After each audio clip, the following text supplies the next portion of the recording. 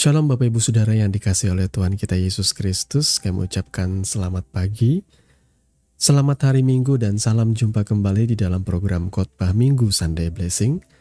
Bersama saya Billy Elia yang akan menyampaikan khotbah kebenaran firman Tuhan di hari Minggu yang penuh sukacita ini, dengan harapan Bapak Ibu Saudara boleh bertumbuh di dalam iman, di dalam pengharapan, dan di dalam kasih kita yang sejati oleh Yesus Kristus yang sudah menebus dan menyelamatkan kita.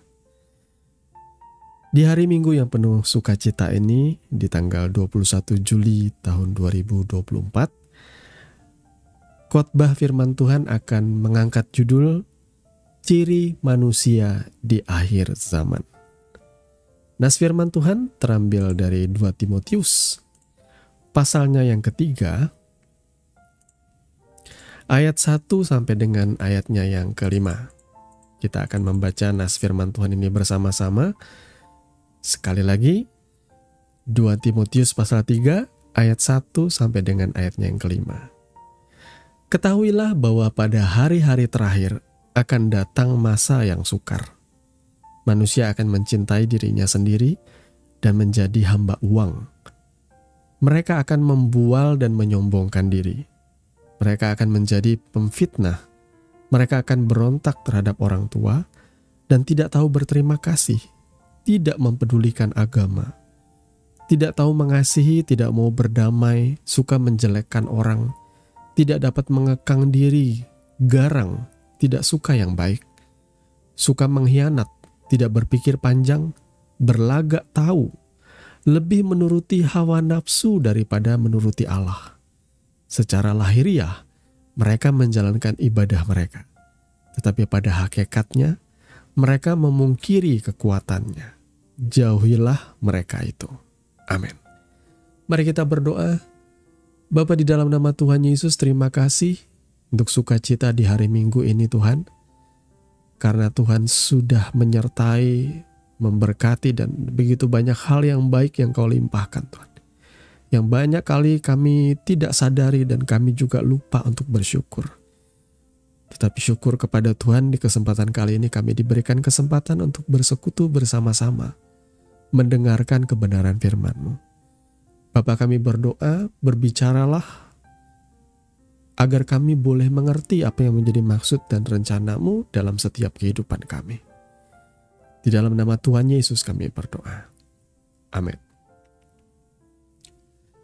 Bapak Ibu Saudara yang dikasihi oleh Tuhan kita Yesus Kristus, apakah saudara setuju bahwa hari-hari ini kita berada di hari-hari terakhir? Kata orang 10 tahun yang lalu, bahkan 20 tahun yang lalu ketika saya awal bertobat. Tahun 2000 itu kita memasuki tahun milenial. Dengan kata lain, ini adalah awal daripada yang namanya akhir zaman. Karena ada begitu banyak tanda-tanda yang disampaikan di dalam Alkitab itu digenapi hari-hari ini. Dan beberapa tanda itu sudah terjadi. Apa yang Yesus katakan mulai dari bangsa Israel, itu sudah terjadi. Keruntuhan bangsa Israel, bait suci dihancurkan, dan apa yang kemudian terjadi nasib bangsa ini sudah terjadi semuanya. Dan begitu banyak juga nubuat di dalam perjanjian baru yang sedang terjadi. Bahkan beberapa di antaranya sudah terjadi. Itu sebabnya kenapa kita katakan firman Tuhan itu ya dan amin. Perkataan firman Tuhan yang penuh kuasa itu selalu akan dikonfirmasi oleh sejarah. Sekalipun banyak orang berkata bahwa Alkitab itu sudah dipalsukan. Ya, sekarang pertanyaannya, kalau sudah dipalsukan, boleh tunjukkan kepada kami mana Alkitab yang asli. Karena dari ribuan naskah yang ditemukan, justru saling mengkonfirmasi satu dengan yang lain. Jadi naskah yang ditemukan di mana, gulungan kitab yang ditemukan di mana, ketika mereka dipertemukan, dicek dan recheck, justru saling menguatkan. Tulisan-tulisan itu malah justru saling mengkonfirmasi keasliannya. Kecuali naskah Injil sinoptik ya. Injil yang muncul kemudian jauh dari era Yesus dan jauh dari era para rasul. itu sudah santer dengan yang namanya pemalsuan. Karena jalan ceritanya berbeda. Saudara mau percaya yang duluan ada atau yang kemudian ada? Karena kalau kita bicara soal hukum benar salah, hukum asli palsu, maka yang duluan ada itu yang asli. Yang kemudian ada itu peniru namanya. Nah, Bapak Ibu Saudara yang dikasih oleh Tuhan kita Yesus Kristus, kalau kita sudah melihat bahwa begitu banyak fakta-fakta di dalam Alkitab, nubuatan, apa yang Yesus ucapkan, yang digenapi, tentu nas ini harusnya kita setuju ya. Ini sedang berbicara soal ciri manusia yang ada di akhir zaman. Ya, kita berharapnya Bapak Ibu Saudara tidak termasuk bagian daripada orang-orang yang dicirikan. Namun di sini ada sebuah fakta di sini yang menyatakan bahwa memang kebanyakan orang di akhir zaman hari-hari ini memiliki ciri ini. Ini adalah ciri dari orang yang hidup secara duniawi. Firman Tuhan kan mengajarkan kita supaya pada akhirnya goals atau finish dari perjalanan kita mengikuti Tuhan sebagai orang percaya adalah rupa Kristus yang terbentuk dalam hidup kita. Rupa pribadi karakter Kristus. Karena kita ini anak-anaknya. Seorang anak idealnya ketika ia dididik tumbuh besar di tengah-tengah keluarganya, ia biasanya akan menjadi mirip dengan orang tuanya. Saudara yang dididik dalam kebenaran firman Tuhan, yang sudah dilahirkan dari air dan roh, seharusnya Bapak Ibu Saudara yang membawa benih ilahi dalam hidupmu. Ketika engkau semakin besar, maka kau akan mengalami keserupaan dengan Tuhanmu. Bibit mangga ketika ditanam, dia pasti akan menumbuhkan pohon mangga dan membuahkan buah mangga. Karena apa? Karena di dalam genetiknya dia membawa itu. Dia membawa genetik mangga. Nggak mungkin pohon mangga ditanam secara normal ya, tanpa ada yang namanya bioteknologi kayak sekarang. Kalau pohon mangga, buah mangga atau benih mangga itu ditanam, biji mangga itu akan tumbuh menjadi pohon mangga. Setiap kita membawa benih ilahi. Seharusnya ketika kita bertumbuh, kita akan jadi lebih serupa dengan Kristus ketimbang serupa dengan dunia ini. Apalagi serupa dengan iblis atau setan. Maka ada yang salah dengan diri kita. Nah, saudaraku, ada beberapa ciri ini yang Tuhan mau supaya kita cek dan dicek dalam hidup kita. Kalau seandainya ciri-ciri ini semakin disebutkan semakin banyak di dalam diri kita, itu tentunya akan menjadi sebuah pertanda buruk ya. Kalau saudara datang ke rumah sakit, lalu saudara melakukan tes darah, pemeriksaan, medical check up, ketika diperiksa, ternyata nilai-nilai yang muncul itu berada di bawah standar atau lebih daripada standar. Di situ saudara akan merasa was-was. Harusnya kadar gula saudara seperti ini, ternyata kurang atau ternyata lebih. Itu membuat saudara was-was tentu. Makanya di sini kita akan coba cek dan dicek. Apakah saudara memiliki tanda-tanda atau ciri manusia di hari-hari terakhir? Pertama, manusia akan mencintai dirinya sendiri atau egois. Betul gak saudara egois? Ya, saudara periksalah diri saudara sendiri. Ketika saudara sudah kehilangan belas kasihan, kalau di dalam Alkitab itu ada juga disebutkan bahwa tanda-tanda akhir zaman adalah kasih kebanyakan orang akan menjadi dingin. Dingin itu ialah ketika kita sudah lagi tidak tersentuh dengan kesulitan orang lain dan kita tidak tergerak untuk menolong. Itu namanya kasih kebanyakan orang sudah menjadi dingin. Ketika saudara harusnya bisa membantu, tetapi saudara mengeraskan hati. Ya, saudara tidak ingin membantu karena saudara tidak ingin rugi. Nah, bagi saya itu adalah contoh orang yang egois. Itu berbeda, berbanding terbalik dengan karakter Kristus. Yesus Kristus Tuhan Allah kita, apakah ia berdosa? Tentu tidak, yang berdosa manusia. Tetapi satu-satunya jalan untuk menyelamatkan, menebus manusia berdosa itu adalah Tuhan Allah kita harus menggenapi segala tuntutan hukum Taurat, yakni melalui kematiannya. Maka ia harus melakukan itu. Karena apa? Karena begitu besar kasihnya. Orang yang limpah dengan kasih, maka ia tidak akan egois hidupnya, saudaraku. Kalau ada orang mohon bantuan kepada kita, mohon pertolongan kepada kita. Perjanjian lama saja katakan, kalau ada orang datang kepadamu meminta sesuatu yang ada sama kamu, berikanlah. Jangan lalu engkau menahan diri untuk menolong dia. Selama ada sama kamu, berikanlah. Ya Bapak Ibu Saudara, kami juga seperti itu. Kalau ada orang meminta pertolongan kepada kami, dan yang diminta itu ada, kami akan memberikan. Tapi jangan keterusan loh ya. Kalau keterusan saya tahu bahwa ini sebenarnya bukan meminta pertolongan. Ini namanya menggantungkan hidupnya dengan kita. Itu beda juga ceritanya. Karena ada beberapa orang seperti itu ya dalam hidup kami ya. Pertama kali dikatakan, oh bang, kami mau pinjam uang karena ini ada kebutuhan rumah tangga atau ini ada keluarga sakit. Tapi setelah kita cek dan recek, ternyata setiap bulan selalu ada permintaannya. Setiap bulan selalu minta ini, setiap bulan. Oh ternyata dia menggantungkan kehidupannya dengan kami. Dan itu bagi saya sudah tidak masuk lagi.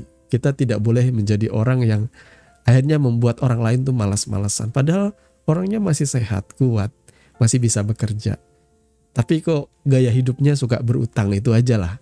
Berarti manajemen kehidupannya keliru.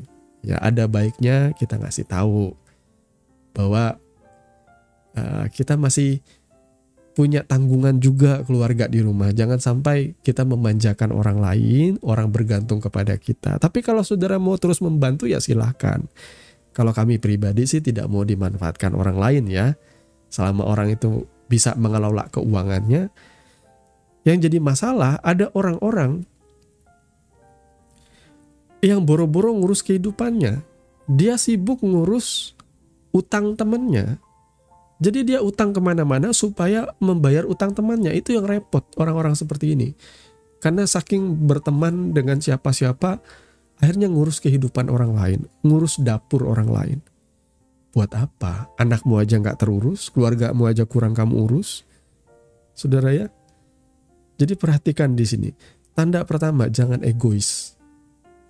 Yang kedua, menjadi hamba uang. Lah betul.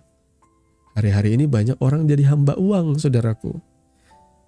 Hamba uang itu artinya ia menjadikan keuntungan atau mamona dalam bahasa Yunani ya, pamamona itu ya, atau dalam bahasa Aram ya. Yang artinya keuntungan. Dia mencintai uang artinya mencintai keuntungan. Di dalam hidupmu, kata Yesus, akan ada dua tuan. Kristus atau Mamon. Tuhan atau Mamon. Cuma dua itu aja yang ada di dalam hati setiap kita. Saudara pilih mana? Mengikuti Tuhan atau mengikuti Mamona, keuntungan itu?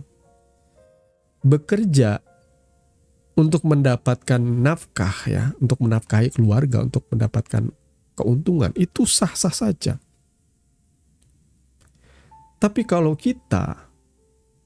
hidup kita dikuasai dan dipimpin oleh keuntungan, oleh mamona itu, maka jangan, saudaraku.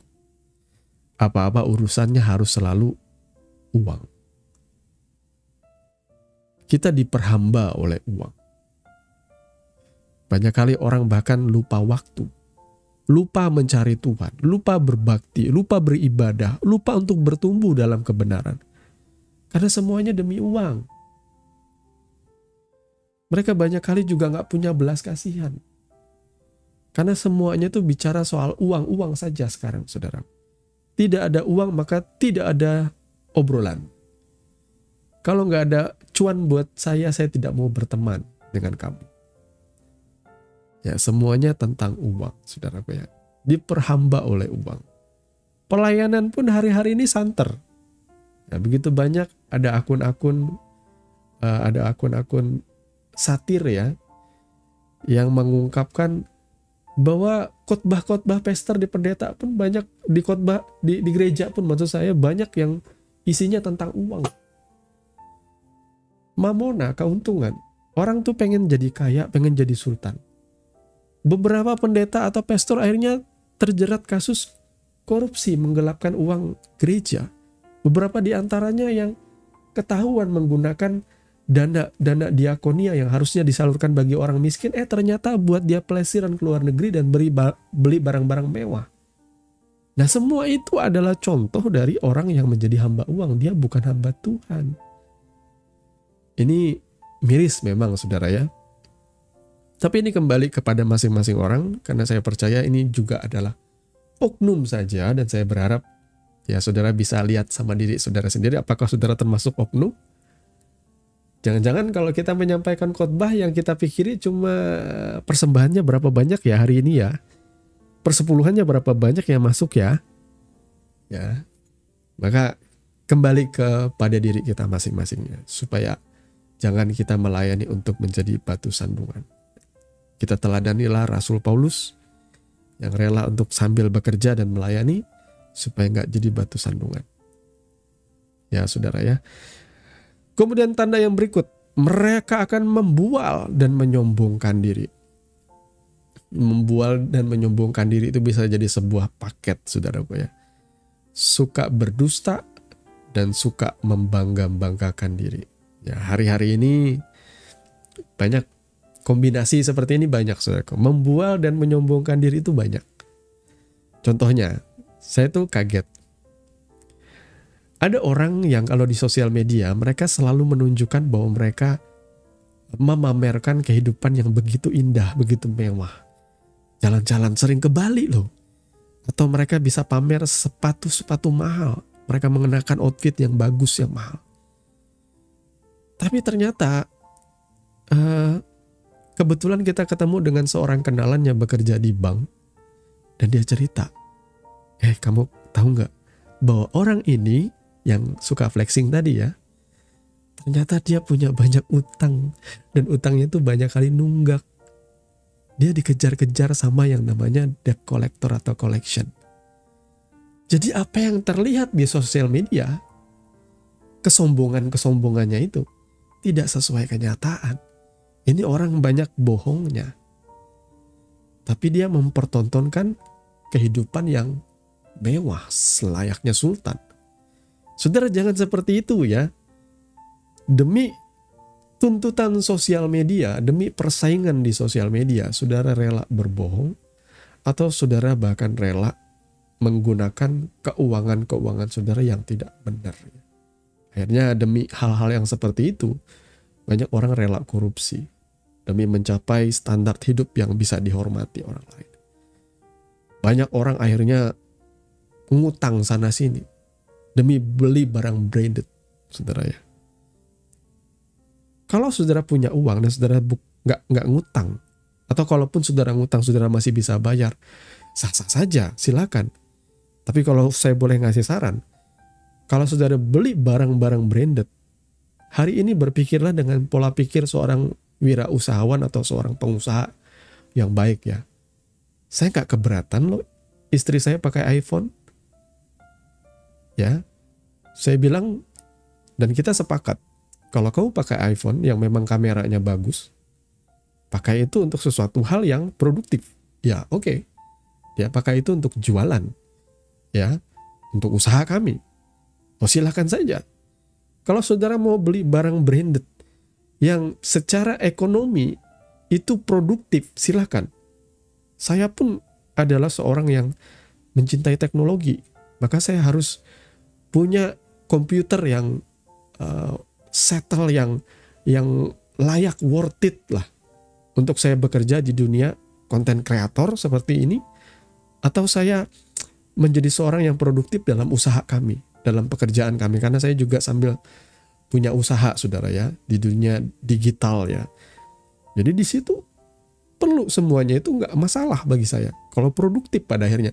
Tapi kalau hanya untuk gaya-gayaan, ya, yang tidak ada nilai produktif, nilai tambahnya, hanya liabilitas, hanya sok menunjukkan gaya hidup yang tajir, entah uangnya dari mana. Terbukti kan saudaraku ya. Saudara pernah dengar ada seorang karyawan yang kerja di sebuah kafe kalau nggak salah ya, seorang perempuan ya. Dia hampir tiap minggu weekendnya ke Bali. Beli barang mewah, beli iPhone boba, mata 3. Beli motor cash. Padahal dia cuma karyawan. Ngakunya dia dapat warisan dari orang tuanya. Ternyata setelah dicek and recheck, dia mengubah barcode kris ya di toko atau di kafe itu pakai barcode yang dia bikin. Jadi dia menilep ratusan juta. Kalau nggak salah sampai miliaran kali ya. Ya itulah sisi gelap daripada orang-orang yang membual dan suka menyombongkan diri. Tuntutan-tuntutan sosialita atau tuntutan-tuntutan status sosial yang dipandang, dihormati orang, ngapain sih kalau kita sampai bohong, saudaraku. Istri saya tuh sampai apa namanya, kalau ngelihat saya, istri saya tuh kadang memberikan masukan. Dia bilang, "Pak, coba papa tuh beli sepatu lah yang bagus lah." Saya bilang, "Ngapain, saya juga jarang keluar," saya bilang. Dia sedih ngeliat saya kalau jalan itu biasa-biasa aja, nggak juga sampai lusuh kayak gembel, itu nggak, saudara ya. Nah, tanpa mendiskreditkan gembel juga nih. Kalau saya jalan tuh ya pakai pakaian bersih, rapi, ya saya nggak peduli dengan penilaian orang sebenarnya. Setidaknya saya nggak pakai baju yang robek di pantat seperti itu, nggak juga yang bolong-bolong. Enggak, bersih, rapi, ya bagus lah, sopan. Cuma saya nggak suka memanjakan diri saya dengan kemewahan. Saya selalu bilang sama istri saya, kalau saya bisa beli sepatu harga 100-200 ribu ya nggak masalah. Nggak mesti saya harus beli di sport station yang harganya 700-800 bahkan jutaan. Saya bilang, saya bisa pakai 100-200 nggak masalah. Orang mau memandang saya rendah nggak masalah. Yang penting saya jujur, saya bilang. Saya jujur dengan apa yang ada pada saya. Sama dompet saya, sama kantong saya, sama rekening saya. Saya jujur, saya bilang. Gak masalah penilaian orang. Nah, jadilah the real you, saudaraku ya. Jangan mau pura-pura. Dilihat orang punya uang, ternyata punya utang banyak. Dilihat orang kehidupannya mewah, ternyata susah realnya. Dikejar-kejar debt collector pinjol pula kan. Itu satu hal yang miris, saudaraku. Mari saudara selidiki hati dan kehidupan saudara. Kemudian mereka akan menjadi pemfitnah. Pemfitnah, ya banyak sekali pemfitnah sekarang. Orang yang menyebarkan hoax. Ada beberapa terjadi ya di sosial media. Saya lihat ada orang-orang yang menyebarkan berita bohong tentang seseorang. Akhirnya orang yang diberitakan itu mengalami pencemaran nama baik. Gara-gara katanya alasannya bercanda dan lain sebagainya. Malah justru fatal bagi orang yang disebarkan kabar-kabar seperti itu. Ya, ada satu contoh simpel lah. Ada tukang bakso yang terkenal enak sekali baksonya. Rame pelanggan. Tiba-tiba ada seorang ibu-ibu yang bilang gini, gosipnya padahal dia cuma nyeletuk karena sekedar meneruskan info dari orang atau yang sebenarnya dari orang iri ya. Tahu nggak? Di situ baksonya tuh pakai daging ini loh. Kabarnya pakai daging tikus loh. Setelah beberapa minggu kemudian, tempat bakso itu sepi dan akhirnya orangnya bangkrut. Nah, saudara, hati-hati dengan mulutmu. Ini satu hal yang memfitnah seperti ini jangan jadi kebiasaan saudara. Banyak orang tuh egois, mikirin dirinya sendiri, karirnya sendiri. Kadang mereka bisa menjatuhkan rekan kerjanya di hadapan bos. Mereka akan sampaikan berita-berita bohong. Mereka akan fitnah temannya sendiri karena pengen bersaing. Maka saudara bertobat, jangan jadi orang seperti itu. Engkau jahat sesungguh-sungguhnya. Jangan punya hati yang kejam seperti itu. Dan lihatlah Tuhan memandang itu dari surga. Dan kalau Ia membalas apa yang kau lakukan, hati-hati. Ya, pemilik alam semesta ini yang turun tangan berbahaya, saudaraku. Ya, saudara yang difitnah, jangan membalas juga dengan fitnah.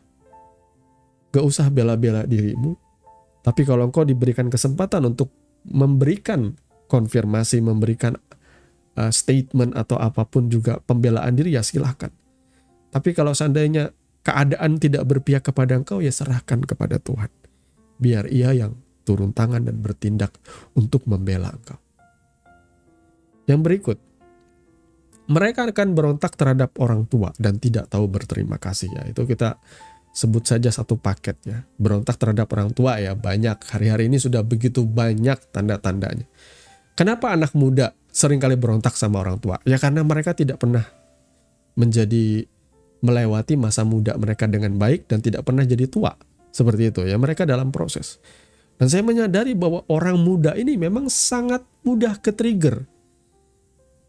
Jiwanya itu sangat lemah sebenarnya, sangat mudah ke-trigger. Sangat mudah dipicu. Jatuh cinta mudah sekali berbunga-bunga hatinya. Patah hati mudah sekali galau segalau-galaunya sampai pengen bunuh diri. Karena mereka tidak mampu memanage perasaannya. Mereka masih muda sekali. Pengen ini, kalau dilarang orang tua, mereka salah paham. Sebenarnya orang tua sudah tahu, ketika engkau pengen ini, orang tuamu tahu ujungnya ini. Endingnya bakal seperti ini. Nah, ketika orang tuamu melarang engkau pacaran, jangan pikir papa mamamu gak sayang dengan engkau. Karena mereka sudah melihat endingnya. Mereka sudah ngelihat. Dalam pengalaman mereka sebagai orang tua yang pernah muda, mereka tahu. Oh, pria macam ini sasarannya ini, tujuannya ini. Dimana orang-orang muda gak bisa ngelihat itu. Oh, bergaul dengan ini, kenapa dilarang orang tua? Aku bergaul dengan ini, oh orang tua bisa ngelihat. Pergaulan ini gak bener. Endingnya seperti ini, orang tua tuh tahu, saudaraku. Tapi anak muda gak mau tahu, mereka lebih peduli dengan perasaannya. Mereka gak pernah punya pikiran panjang. Saudara ya, mereka berpikir pendek. Itu orang-orang muda, belum berpengalaman. Maka orang-orang muda jangan berontak terhadap orang tuamu. Itu sebabnya kenapa Alkitab katakan hormatilah ayahmu dan ibumu. Supaya lanjut umurmu diberikan Tuhan Allahmu kepadamu. Supaya panjang umur, saudaraku. Gak cuma panjang umur, dalam sukacita, dalam kebahagiaan. Ya, jangan jadi orang yang tidak tahu berterima kasih. Saudaraku, ketika saudara sudah menjadi orang tua, menjadi ayah, menjadi ibu, saudara tentu pada akhirnya akan tahu perjuangan orang tuamu itu. Pikiran hati orang tuamu itu. Engkau akan tahu kelak. Dan di situ engkau akan respect, engkau akan menghargai apa yang sudah orang tuamu lakukan. Supaya engkau tidak akan menjadi orang-orang yang tidak tahu berterima kasih lah intinya. Saudara ya, yang berikut tidak mempedulikan agama. Wadidaw, ini tidak mempedulikan agama banyak sekali. Orang-orang sudah mulai hari ini open-minded. Sudah mulai berpikir bahwa alien itu ada. Universe, alam semesta ini luas. Nah, sehingga muncullah banyak teori ya. Kalau kita ini di bumi aja tinggal di sebuah galaksi yang kecil, bagaimana dengan multi galaksi? Ada begitu banyak planet di luar sana yang harusnya ada manusia selain kita. Maksudnya ada makhluk hidup selain kita. Ada makhluk terestrial atau apapun juga lah. Yang disebut dengan alien. Mungkin saja. Akhirnya orang mulai berpikir logis. Dan orang tidak lagi mempedulikan agama. Tidak percaya kepada kebenaran firman Tuhan. Bahkan ada seorang di luar negeri yang marah-marah di depan pers. Kabarnya dia adalah seorang anggota dewan di luar negeri ya. Dia marah-marah. Kenapa? Hukum di dalam negara kita harus menyadur dari kitab suci. Wah, dia marah-marah. Aku berhak atas tubuhku. Kalau aku mau menggugurkan bayiku, anakku, itu hakku. Kalau mau ada gay, ada hubungan-hubungan homoseksual, itu hak kami. Wah, mulai orang tidak mempedulikan agama. Mulailah liar berkembang. Semua pemikiran apa yang dipandang orang benar menurut dirinya masing-masing, maka itulah yang terjadi dengan dasar hak asasi manusia. Setiap manusia berhak memutuskan segala sesuatu, berhak memilih apapun yang ia mau, apapun yang ia suka. Selama itu tidak bertentangan dengan hukum dan merugikan atau membahayakan nyawa orang lain. Mungkin seperti itulah intinya. Namun semuanya itu, kalau di dalam pandangan kacamata kekristenan, seharusnya kita jangan seperti itu, saudara ya. Kalau saudara sudah meyakini hal-hal yang ke arah sana, berarti saudara sedang luntur imannya. Sudah tidak memiliki lagi iman kepercayaan kepada Tuhan dan mulai mempercayai konsep-konsep di dunia ini. Ya, saudara sudah mulai memandang bahwa Tuhan itu cuma satu, universalism, kita nggak perlu Yesus, semua agama sama. Ya, saudara ya, banyak sekali orang mulai berpikir seperti itu. Yang berikut, tidak tahu mengasihi, tidak mau berdamai, suka menjelekkan orang, tidak dapat mengekang diri, garang, tidak suka yang baik. Panjang sekali, saudaraku ya. Ini akan menjadi khotbah yang panjang. Tapi saya akan menarik kepada sebuah kesimpulan. Secara lahiriah mereka menjalankan ibadah mereka, tetapi pada hakikatnya mereka memungkiri kekuatannya. Ini adalah puncaknya.